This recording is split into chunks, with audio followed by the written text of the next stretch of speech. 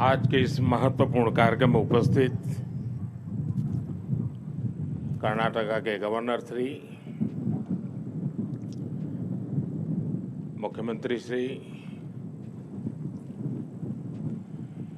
रक्षा मंत्री राजनाथ सिंह जी, मंत्रिमंडल के मेरे अन्य सदस्य, देश विदेश से आए डिफेंस मिनिस्टर्स, इंडस्ट्री के सम्मानित प्रतिनिधि, अन्य सभी महानुभाव, देवी और सज्जनों, मैं एरो इंडिया के रोमांचक पलों का गवाह बन रहे सभी साथियों का अभिनंदन करता हूं। बेंगलुरु का आसमान आज नए भारत के सामर्थ्य का साक्षी बन रहा है। बेंगलुरु का आसमान आज इस बात की गवाही दे रहा है कि नई ऊंचाई नए भारत की सच्चाई है। आज देश नई ऊंचाइयों को छू भी रहा है और उन्हें पार भी कर रहा है। साथियों, एरो इंडिया का ये आयोजन भारत के बढ़ते हुए सामर्थ्य का उदाहरण है। इसमें दुनिया के करीब 100 देशों की मौजूदगी होना दिखाता है कि भारत पर पूरे विश्व का विश्वास कितना बढ़ गया है। देश विदेश के 700 से अधिक एग्जीबिटर्स इसमें अपनी भागीदारी कर रहे हैं। इसने अब तक के पुराने सारे रिकॉर्ड तोड़ दिए हैं। इसमें भारतीय एमएसएमईज भी हैं, स्वदेशी स्टार्टअप भी हैं और दुनिया की जानी मानी कंपनियां भी हैं। यानी एरो इंडिया की theme the runway to a billion opportunities, जमीन से लेकर आकाश तक हर तरफ नजर आ रही है।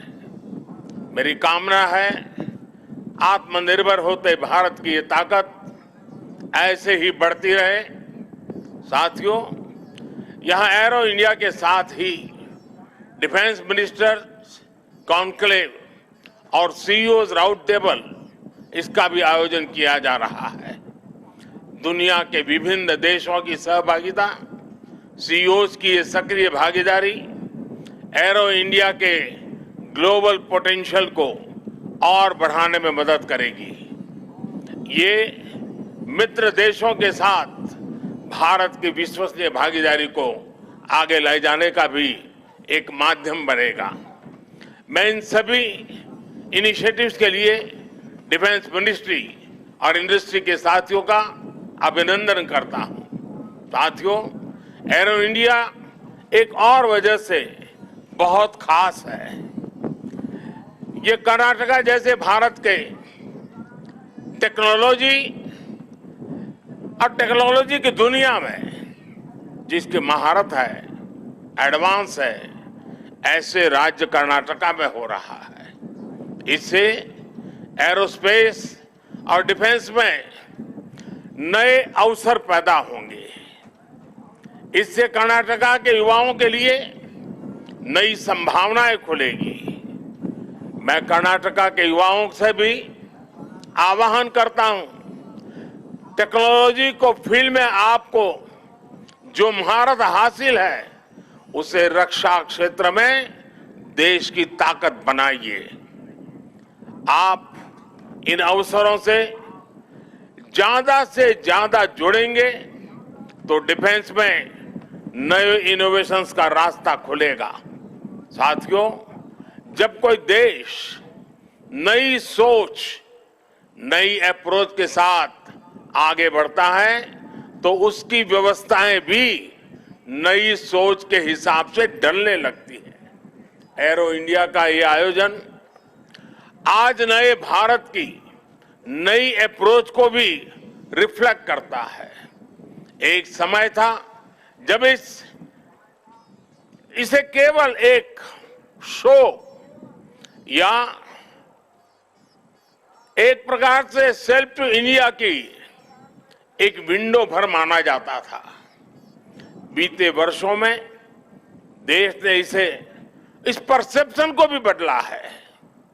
आज एरो इंडिया केवल एक शो नहीं है, ये इंडिया की स्ट्रेंथ भी है। आज ये इंडियन डिफेंस इंडस्ट्री के स्कोप को भी फोकस करता और सेल्फ कॉन्फिडेंस को भी फोकस करता है।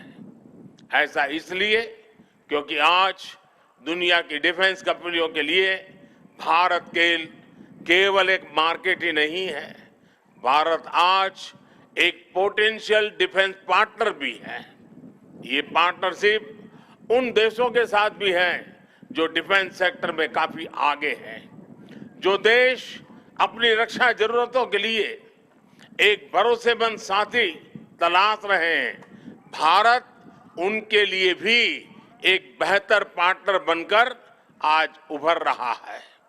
हमारी टेक्नोलॉजी इन देशों के लिए कॉस्ट इफेक्टिव भी है और क्रेडिबल भी है।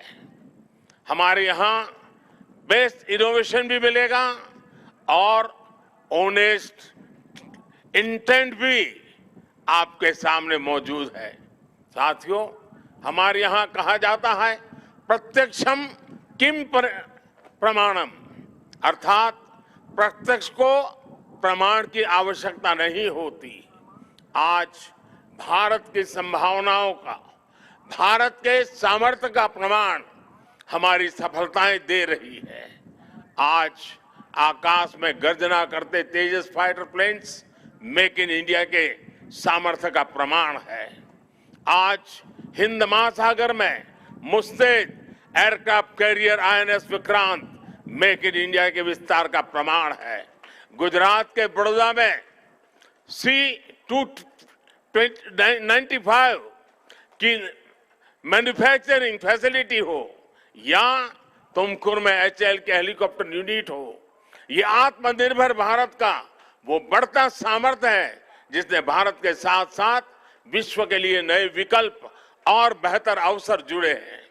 साथियों, 21वीं सदी का नया भारत अब न कोई मौका खोएगा और न ही अपनी मेहनत में कोई कमी रखेगा। हम कमर कस चुके हैं। हम रिफॉर्म्स का रास्ते पर हर सेक्टर में रिवॉल्यूशन ला रहे हैं। जो देश दशकों से सबसे बड़ा डिफेंस इंपोर्टर था, वो अब दुनिया के 75 देशों को डिफेंस इक्विपमेंट एक्सपोर्ट कर रहा है। बीते 5 वर्षों में देश का निर्यात 6 गुना बढ़ा है। 2021-22 में हमने अब तक के रिकॉर्ड 1.5 बिलियन डॉलर से ज्यादा के एक्सपोर्ट को, उस आंकड़ों को हमने पार कर लिया है। फ्रेंड्स, आप भी जानते हैं कि डिफेंस एक ऐसा क्षेत्र है जिसकी टेक्नोलॉजी को, जिसकी मार्केट को और जिसके बिजनेस को सबसे कॉम्प्लिकेटेड माना जाता है। इसके बावजूद भारत ने बीते 8-9 साल के भीतर भीतर अपने यहाँ डिफेंस सेक्टर का कायाकल्प कर दिया है। इसलिए हम इसे अभी केवल एक शुरुआत मानते हैं। हमारा लक्ष्य है कि 2024-25 तक हम एक्सपोर्ट के इस आंकड़े को 1.5 बिलियन से बढ़ाकर 5 बिलियन डॉलर तक ले जाएंगे। इस दौरान किए गए प्रयास भारत के लिए एक लॉन्च पैड की तरह काम करेंगे।